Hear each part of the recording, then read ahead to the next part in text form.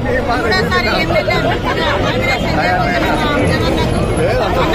Congratulation అన్నా. First మేము మహిళల అందరం తెలియజేసుకుంటున్నాం అన్నా. మీరు నామినేషన్ చేసే టయానికి మరి మీకు తెలుగుదేశం వారిల దిష్టి, పవన్ కళ్యాణ్ దిష్టి, శర్మిలక్క దిష్టి, అబ్దుల్ ఖాన్ దిష్టి అంతా పోయి మీరు విజయం ఉంది సాధించాలని మేము ఆశిస్తున్నాం.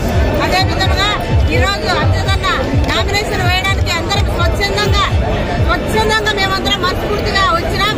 మరి అటు పక్క వాళ్ళ మాదిరి మరి డబ్బుల కోసమో, బిర్యానీ కోసమో, ప్యాకెట్ల కోసమో, బాటిల్స్ కోసమో మేము రాలేదు. మేమందరం స్వచ్ఛందంగా అన్న కోసం వచ్చినాం.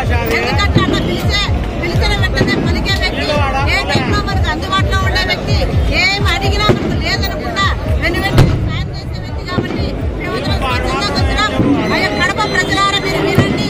మరి ఈరోజు మనం నామినేషన్ చేయబోతున్నాం. ఆ నాయకులలో ఎవరు మన లోకల్ నాన్ లోకల్ చూడండి.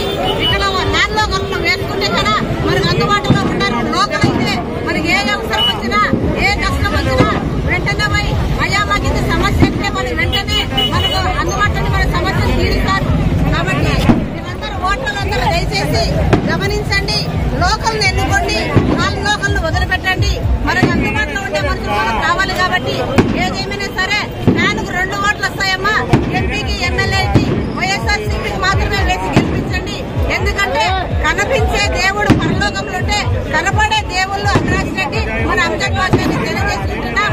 మరి మీరందరూ మన ప్రతి పథకం మన ఇంటికి రావాలా, ఆడవాళ్ళందరూ సుదర్శంగా ఉండాలా, మన రాష్ట్రం చల్లంగా ఉండాలంటే పైన జగనన్న ఉండాలా, కడపలో ఎంపీ అవినాష్ రెడ్డి ఉండాలా, ఎమ్మెల్యేగా మన అంజద్ బాషా ఉండాలా. కాబట్టి మనమందరం కలిసి ఎంపీ అవినాష్ రెడ్డికి, అమ్జదన్నకు అత్యధిక మెజార్టీ, అమ్జదన్నకు 1,00,000 మెజార్టీ, అవినాష్ రెడ్డికి 5 లక్షల మెజార్టీ ఖచ్చితంగా తీసుకొచ్చుకునే దానికి మేమందరం